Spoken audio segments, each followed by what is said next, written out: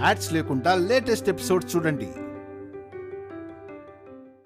వైదేహి నమ్మకం చూస్తుంటే తను అనుకున్నది సాధిస్తోందనిపిస్తుంది అత్తయ్య.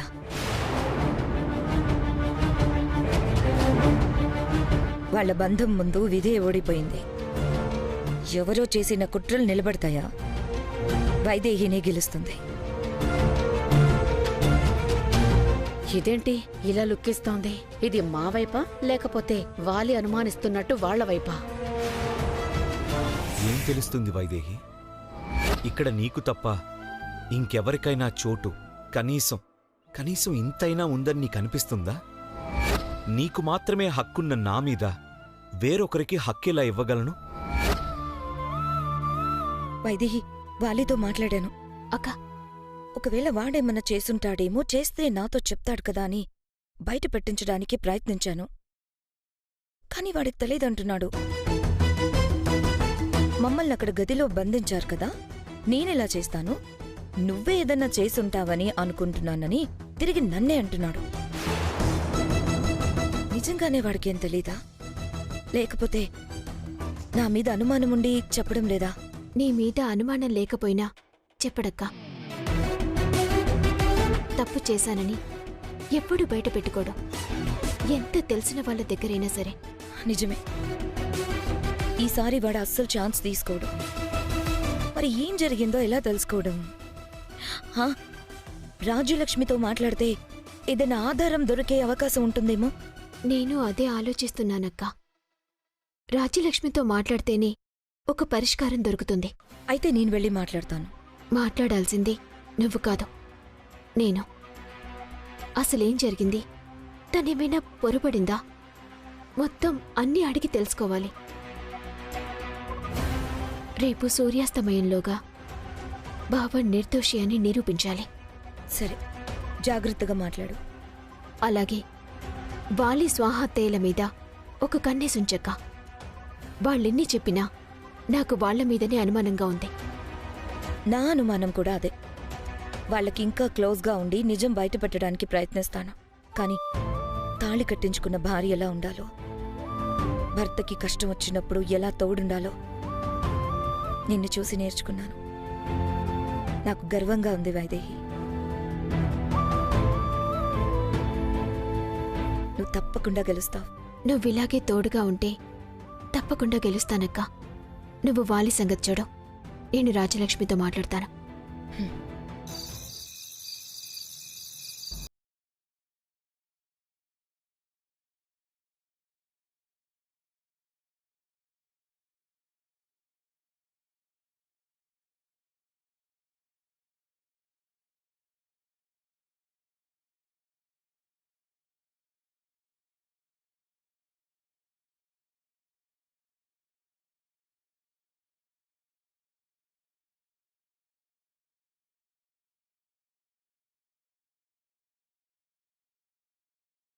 ఆలోచిస్తున్నాను. ఇప్పుడు చెప్పండి, నన్నేం చేయమంటారు? నా భర్త తప్పు చేశాడని అందరూ నమ్ముతున్నారు. కాని తప్పు చేయలేదు అన్నది నా నమ్మకం మాత్రమే కాదు, అదే నిజం కూడా. కలలో కూడా ఆయన తప్పు చేయరు. ఇదంతా కలైపోతే బావుంటుందని నేను అనుకోని క్షణం లేదమ్మగారు. కాని నేను చెప్పింది నిజం.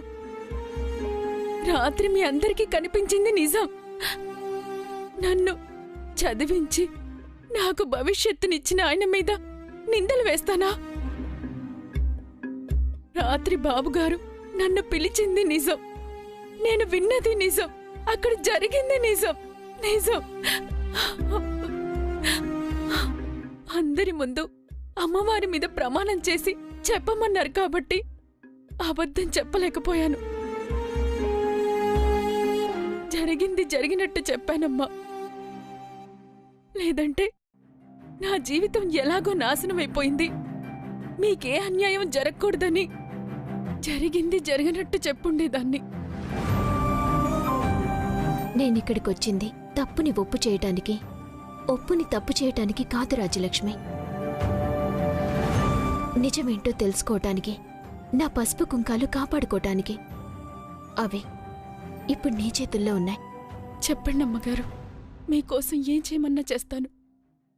ఆఖరికి నా ప్రాణం ఇవ్వమన్నా ఇస్తాను. ఎందుకంటే అది మీరు పెట్టిన భిక్షే.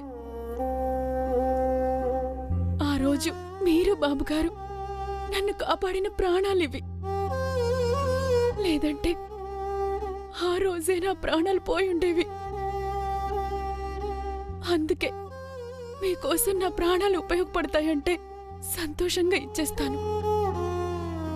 నాకు కావాల్సింది నీ ప్రాణాలు కాదు రాజలక్ష్మి. నా పసుపు కుంకాల కోసం ఒక ఆడబిడ్డ ప్రాణాలు బలి తీసుకునే స్వార్థపరురాల్ని, నీచురాల్ని కాదు. నాకు కావాల్సింది నిజాల్ని బయటపెట్టే ఆధారాలు. అవి నీ ద్వారానే లభిస్తాయని నమ్ముతున్నాను. జరిగింది చెప్పాను కదమ్మా. రాత్రి నేను విన్నదంతా చెప్పాను. ఒక్కోసారి మనం చేసేది వినేది నిజం కాకపోవచ్చు. ఇది నా భావని కాపాడుకోవడానికి నేను చెప్తుంది కాదు. ఒక్కోసారి మన కళ్ళు, మన చెవులే మనల్ని మోసం చేస్తాయని చెప్తున్నాను. నేను నీకు మాత్రం మోసం జరగనివను రాజలక్ష్మి. ఎవరైతే నీ జీవితాన్ని బలి కోరారో వాళ్ల చేతే నీ మెళ్ళో 3 ముళ్ళు వేయిస్తాను. ఇది నేను ప్రమాణం చేసి చెప్తున్నమాట.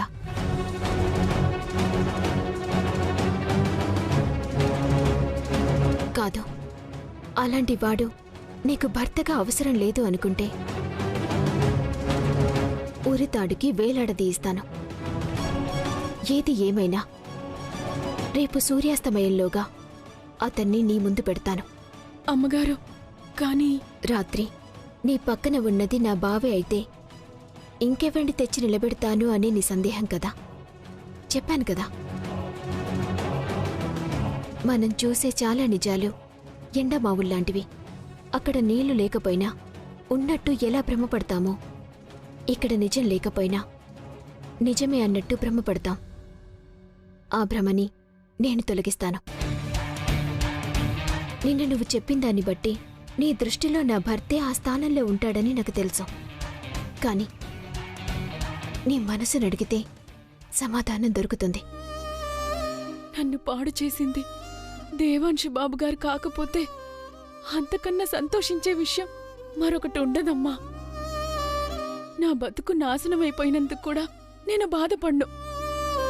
బాబుగారు నిర్దోషి అని తేలితే చాలు. నా బావ నిర్దోషి అని రుజువు చేసుకోవటమే కాదు, నీ జీవితాన్ని చక్కదిద్దడం కూడా నా బాధ్యతే రాజలక్ష్మి. నా కడుపులో ఉన్న బిడ్డ మీద ప్రమాణం చేసి చెప్తున్నాను. నీకు అన్యాయం చేసిన వాడే నీ మెళ్ళో తాళి కడతాడు, కాదంటే ఉరి కొయ్యకు వేలాడతాడు. నిజంగానే మీరు చెప్పినట్టు జరుగుతుందా అమ్మా? బజారున పడ్డ నా బతుక్కి ఇది జరిగితే చాలు. తప్పకుండా జరుగుతుంది. కాని నేను చెప్పినట్టు చేస్తావా? చేస్తానమ్మగారు. బాబుగారు నిర్దోషి అవుతారు, నా బతుకు బాగుపడుతుందంటే అంతకన్నా నాకేం కావాలి? మీరేం చేయమన్నా చేస్తాను. చెప్పండి.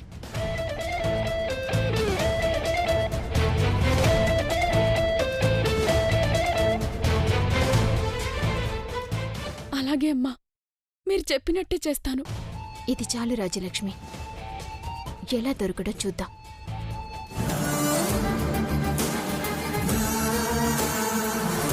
నేను ఊహించాను వైదేహి, నువ్వు అంత తేలిగ్గా వదలవు. దేవాంశు మీద నమ్మకంతో తీగలాగి డొంక మొత్తం కదిలిస్తావని తెలుసు. ఈ రాజ్యలక్ష్మికి కూడా మీరంటే చాలా మంచి ఒపీనియన్ ఉంది కదా.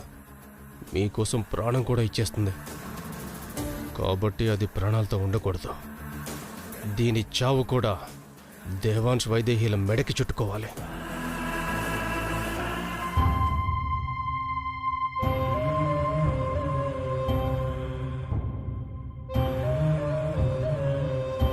బావా,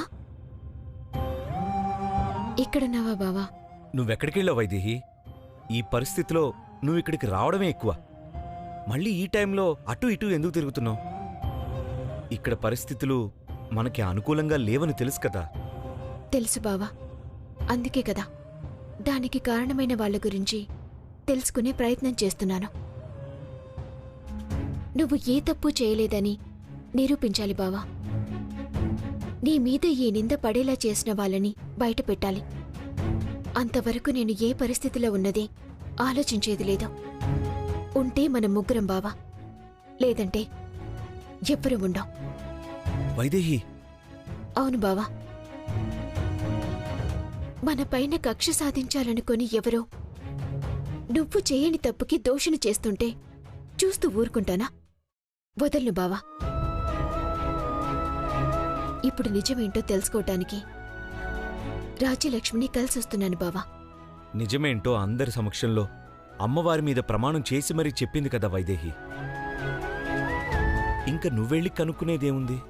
ఆ క్షణంలో నువ్వక్కడ ఉన్నావు కాబట్టి తనలా చెప్పింది, కాని నువ్వు తనకు అన్యాయం చేస్తావంటే తను కూడా నమ్మడం లేదు బావా. నువ్వు కూడా నమ్మడం లేదు కదా వైదేహి. కానీ ఇక్కడ నమ్మకం కన్నా కంటితో చూసిన నిజానికే విలువ ఎక్కువ. దాన్ని బట్టే తీర్పు. ఆ తీర్పు ఇచ్చేశారు వైదేహి. ఇంక చేయడానికేం లేదు. నువ్వే అలా నిరుత్సాహపడి చేతులెత్తేస్తే ఎలా బావా? కంటికి కనిపించేదంతా నిజం కాదు కదా బావా. కానప్పుడు అసలు నిజమేదో ఉంటుంది కదా, అది బయట పెట్టాలి కదా. అయినా రాజ్యలక్ష్మి నువ్వు స్పృహ లేకుండా పక్కన పడున్నప్పుడు మాత్రమే చూసింది. అంతకు ముందంతా నీ గొంతు మాత్రమే విన్నా అంటోంది. నువ్వు రాజ్యలక్ష్మిని ఏమైనా పిలిచావా? లేదు వైదేహి. అసలు నేనెవ్వరినీ పిలిచే పరిస్థితిలో కూడా లేను. మత్తెక్కువై అలా నడుచుకుంటూ వెళ్తూ ఒక చోట పడిపోయాను. అంటే నీలా ఎవరో పిలిచుండాలి. వాళ్లే రాజ్యలక్ష్మిని పాడు చేసి మత్తులో ఉన్న నువ్వు పాడు చేసినట్టు భ్రమ కల్పించుండాలి. మన పైన కక్ష కట్టిన వాళ్లంతా ఇక్కడకు చాలా దూరంగా ఉన్నారు. మరి ఇక్కడిదంతా ఎవరు చేసుంటారు?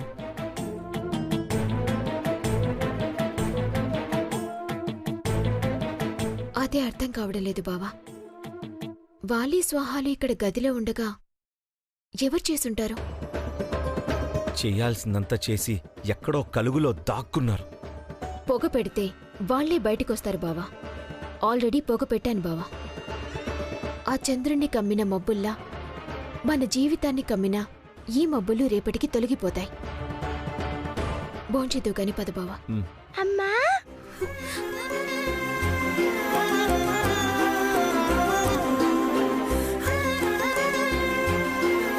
చిటితల్లి, చిటితల్లి, బావా చిటితల్లి పిలుస్తోంది. చిటితల్లి, అమ్మా, చెప్పు చిటితల్లి, ఏం జరుగుతుందో నీకంతా తెలుస్తుంది కదా. నాకు కలొచ్చినట్టే నువ్వు చెప్పినట్టే అంతా జరిగింది. ఈ ఆపద నుంచి ఎలా బయటపడాలో చిట్టితల్లి? అసలు ఇక్కడ ఏం జరుగుతుంది? నీకు సాయం చేయాలనుకునే మనిషిని శాపంగా మారుస్తున్నారమ్మా.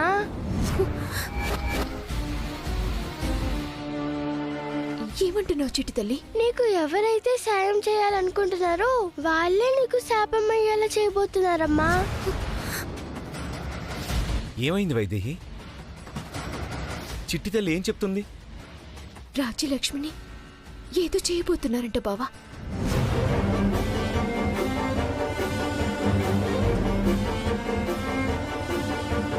రాజ్యలక్ష్మిని ఏదో చేయబోతున్నారా? అవును బావా. మనకి సాయం చేయబోయే వారిని మనకి శాపంగా మార్చిపోతున్నారని చిట్టితల్లి చెప్తోంది. నిజం బయట పెట్టడానికి మనకి సాయంగా ఉంటానని మాటిచ్చింది. మరి ఆ సాయం చేయబోయే వారిని మనకి శాపంగా మార్చిపోతున్నారు అంటే తనని ఏదో చేసి అది మన మీద వేయబోతున్నారనే కదా. నిజమే. రాజ్యలక్ష్మి మనకి సాయం చేస్తే అసలు నిజం బయటపడే అవకాశం ఉంది. అదే రాజ్యలక్ష్మి ప్రాణాలతోనే లేకుండా పోతే ఈ తప్పు ఎప్పటికీ తప్పుగానే మిగిలిపోతుంది. అవును బావా, అదే వాళ్ళ ఆలోచన. రాజ్యలక్ష్మికి ఏదైనా జరిగితే ఆ నింద కూడా మళ్ళీ నీ మీదనే పడుతుంది. పైగా రాజ్యలక్ష్మి బతికుంటే నువ్వు రాజ్యలక్ష్మిని పెళ్లి చేసుకునే అవకాశమైనా ఉండేది. అసలు తనే లేకపోతే నిన్ను ఉరితీస్తారు. అది కూడా వాళ్ళ ఆలోచన అయ్యుండొచ్చు.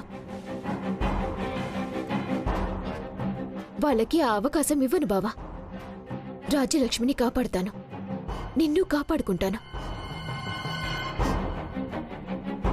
పొగ పెట్టాను బావా.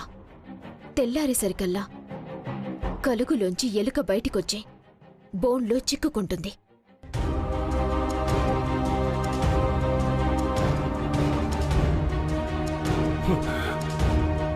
లాభం లేదమ్మా, చంపేయాల్సిందే. చంపడమేంట్రా? అంతా మనం అనుకున్నట్టే జరుగుతోంది కదా, చంపాల్సిన అవసరం ఏముంది?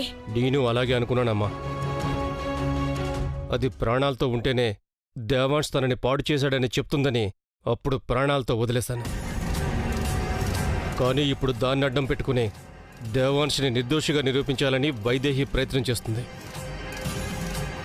ప్రయత్నించడమే కాదు, నిరూపిస్తుంది కూడా. అదేంట్రా? అందరి ముందు దేవాంశే పాడు చేశాడని అమ్మాయి ఒప్పుకుంది కదా, తీర్పు కూడా చెప్పేశారు కదా. ఇప్పుడు కాదనడానికి ఏ ఆధారమూ లేదు కదా, మరెలా రుజువు చేస్తుంది? ప్రతిసారి అలాగే అనుకున్నాం, ఎలా దొరుకుతామని. కానీ ప్రతిసారి దొరికిపోతూనే ఉన్నాం కదా. నిన్నగాక మొన్నే డబ్బులు దొంగతనం చేసి దొరికిపోయాం కదా. అలాగే నాకు తెలియకుండా ఏ ఆధారం వదిలేశాను. రాజ్యలక్ష్మిని పట్టుకుని ఆ ఆధారం సంపాదిస్తుందేమో, లేదా మనం ఊహించని విధంగా ఇంకా ఏం ప్లాన్ చేస్తుందో చెప్పలేమమ్మా. దేవాంశిని అంత సులువుగా చావనివ్వదు. రేపు సూర్యాస్తమయం అయ్యేలోగా మొత్తం తలకిందులు చేసేస్తుంది. దేవాంశిని కాపాడేస్తుంది. నిజమేరా, అది అన్నంత పని చేస్తుంది. ఇందాక అందరి ముందు రాజ్యలక్ష్మి జీవితాన్ని నాశనం చేసిన వాడి చేతనే తాళి కట్టిస్తాను అంది అంటే అప్పుడే ఏదో చేయబోతోందని ఊహించాను. ఇలా రాజ్యలక్ష్మిని అడ్డం పెట్టుకొని సాధించబోతోందన్నమాట. మనం ఇలాగే వదిలేస్తే దేవాంశు బ్రతికిపోవడంతో పాటు నువ్వు రాజ్యలక్ష్మిని పెళ్లి చేసుకోవాల్సొస్తుంది. రాజువై ఏ రాణినో పెళ్లి చేసుకోవాల్సిన వాడివి ఈ గూడెం పిల్లని పెళ్లి చేసుకోవడమా? చంపేరా, అది రేపు సూర్యోదయం చూడకూడదు. దాని ప్రాణాలు తీయడం మాత్రమైతే అదెంత పనమ్మా. ఎలా ప్లాన్ చేయాలంటే దాని చావు కూడా ఆ దేవాంశ్ వైదేహిల మెడకు చుట్టుకోవాలి. అదే ఎలా అని ఆలోచిస్తున్నా. ఏం చేసినా ఈసారి మాత్రం పొరపాటు జరగకూడదు. జరిగితే దాని విలువ నీ జీవితం అవుతుంది, గుర్తుపెట్టుకో.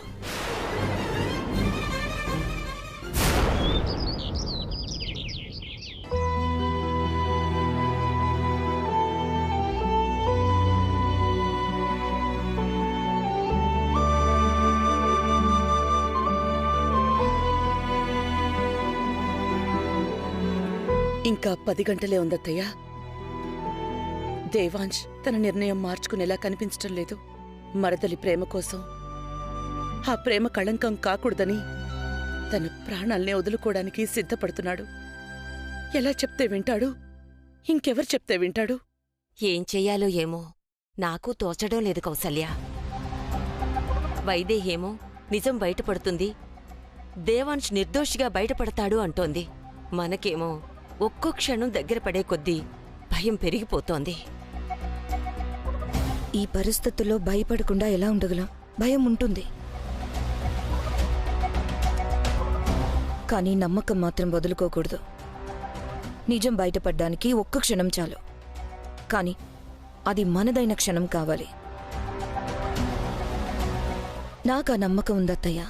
ఇప్పటి వరకు వైదేహి అనుకున్నదేదీ సాధించకుండా లేదు, ఇప్పుడు కూడా సాధిస్తుంది. దేవాంశ్ నిర్దోషిగా బయటపడతాడు. ఊర్మిళ, డబ్బులుంచమని ఇచ్చాను కదా, తీసుకురా. ఏ డబ్బులు నాన్నా? రైతులకి ఇవ్వాల్సిన డబ్బమ్మా. ఆ డబ్బు ఎలాగైనా రైతులకి చేర్చాలని దేవాంశ్ అంటున్నాడు.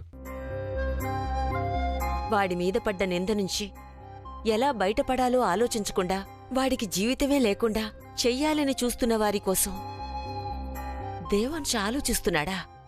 ఏమనుకోవాలి వాడి గురించి? అదే దేవాంశ్ గొప్పతనం బామ్మ. తన బ్రతుకు ఊరికంబానికి వేలాడే పరిస్థితుల్లో ఉన్నా ఊరి జనం గురించే ఆలోచిస్తాడు. అయినా మంచి చేస్తే మంచే వస్తుందంటారు కదా. ఇప్పుడైనా దేవాంశ్ మంచితనమేంటో గుర్తించి ఊరి జనం మనసు మారుతుందేమో, అసలైన నిజం తెలుసుకునే ప్రయత్నం చేస్తారేమో. తీసుకొస్తానండి. తప్పు